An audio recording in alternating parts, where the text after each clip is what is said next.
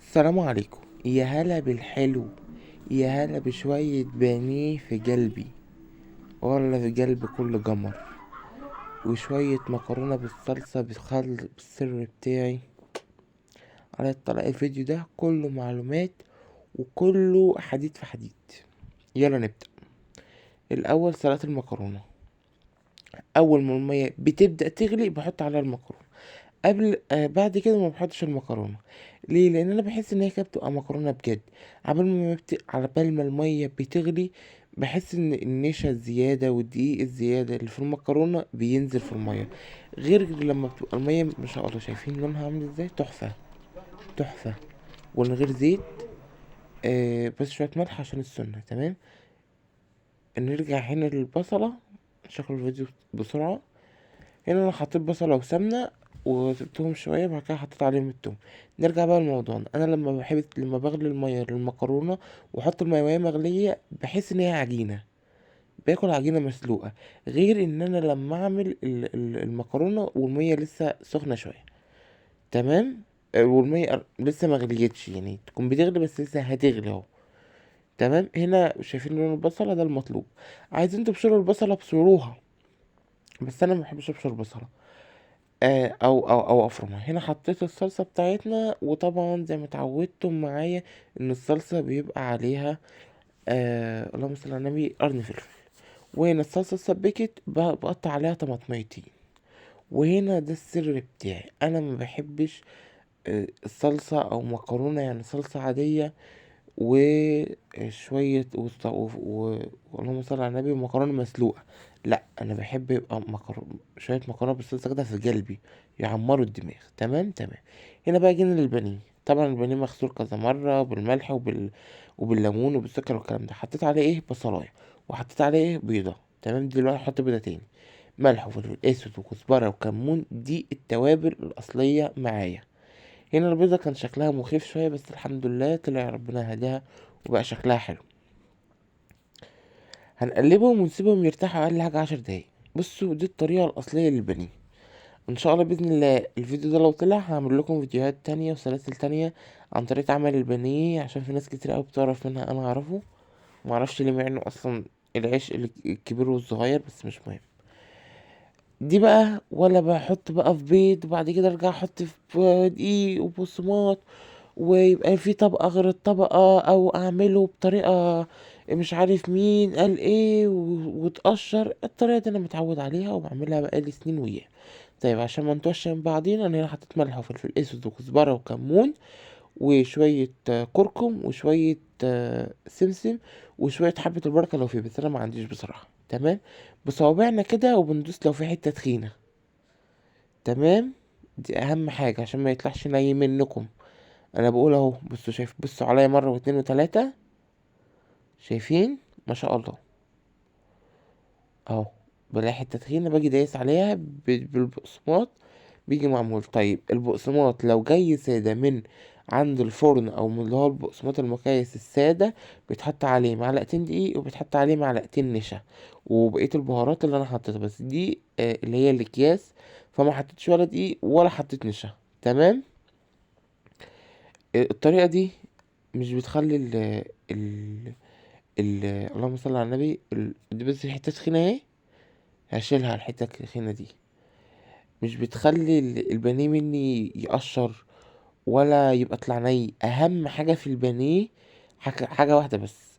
النار اللي تحطوا عليها البانيه تفضل عليها لغايه ما تشيلوها. ولا تعلوا النار ولا توطوا النار ولا تزودوا زيت ولا تقللوا زيت ولا تعملوا اي حاجه، عشان ما يبقاش طري وشربان زيت، ما يبقاش ناشف وني. فنتجنب كل المشاكل. النار اللي بتحط عليها اللهم صل على النبي، النار اللي بنحط عليها البانيه بنفضل عليه لغايه ما نشيل البانيه. تمام تمام. بص بقى، انا بسيب البطاطس واسيب البانيه، بس ثواني هرجع لكم تاني ساعتها يعني. تمام.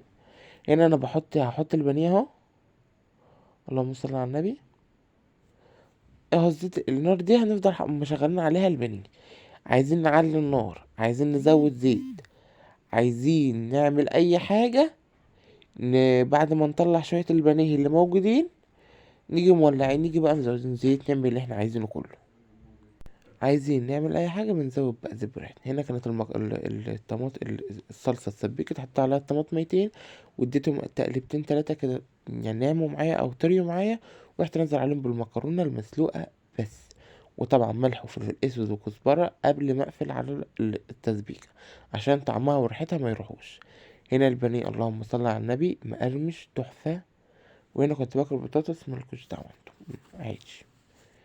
بصوا هتعرفوها منين؟ اول ما تحطوا الجوكة تلاقيها بتطلع. هوريكم دلوقتي تعرفوها ازاي. بصوا دي ما بتطلعش اهو، دي لسه ناية. تمام. اتمنى الطريقة تكون سهلة، واتمنى الفيديو بتاعي يطلع، اتمنى يعني. ولايك بقى معلش، واشتراك في القناة، وتفعيل زر الجرس. الله يستركم ويكرمكم يا رب. اللهم صل على النبي. انا بصراحة انا ما عنديش معلومة ليه الفقاقيع دي بتطلع من البانيه بالذات. فاللي عنده معلومة يبقى يكتبها لي في الكومنت. بس انا تقريبا عشان بقسماط، والله ادرى واعلم يعني. والله بس كل شويه بقلبه علشان خاطر البانيه ايه ما يتحرقش. ما شاء الله بص من جوه عامله ازاي، تحفه. حاجه كده فعلا وهم. الاول على فكره كنا بنحط له لبن، حاجات كتيره كده. طيب هنا بقى ايه، احنا حمرت بطاطس، واساسي عندنا بانيه يعني بطاطس محمره. واساسي عندي بانيه وبطاطس محمره وحاجه كمان. ده ده سر الموضوع اصلا. يعني محدش بيعمل تقريبا كده، بس انا بعمل كده. هنا حطيت شويه بطاطس مكان التتبيله بتاعت البانيه، وقلبتهم وسبتهم 10 دقايق. تمام. لما بنسيبهم لما بنسيبهم 10 دقايق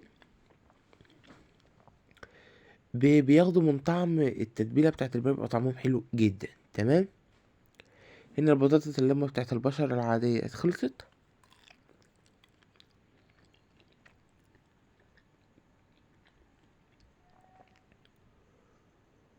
اللهم صل وسلم وبارك على سيدنا محمد.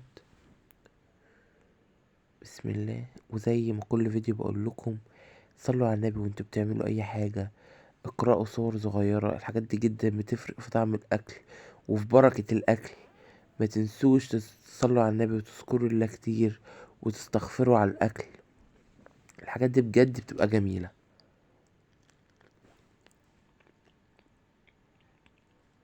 هنا بقيت البطاطس، واللهم صل على الحبيب المصطفى.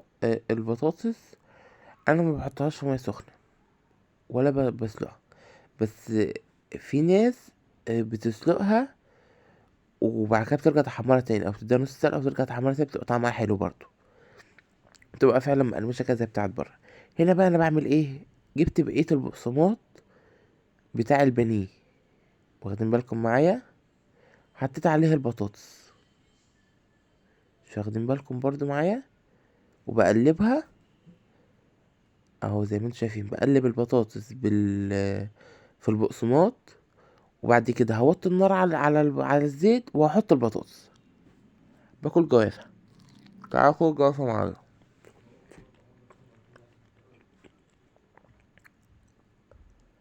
بصراحة دي بتبقى أحسن حاجة في أصلا في موضوع يوم البني ده. يمكن أنا بستنى اليوم بتاع البني ده عشان خاطر أعمل البطاطس دي، لأن هي بتبقى عشقي. ده العظيم بجد، حاجة كده وهم. أنا مستني كلكم تجربوها وتقولوا رأيكم. بس أهم حاجة تبقى النار واطية عشان خاطر تستوي، دي أهم حاجة.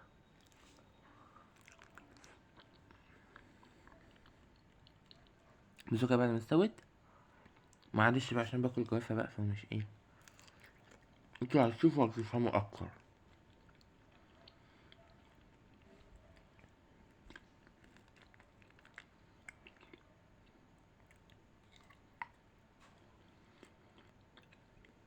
ما كانش في حاجة، بس مش هقولك أنا أبيض فلة زي ما انتوا شايفينه كده. فقلت خلاص ابقى اركنه على جنب عشان ابقى اعمل بيه كيكه ولا حاجه.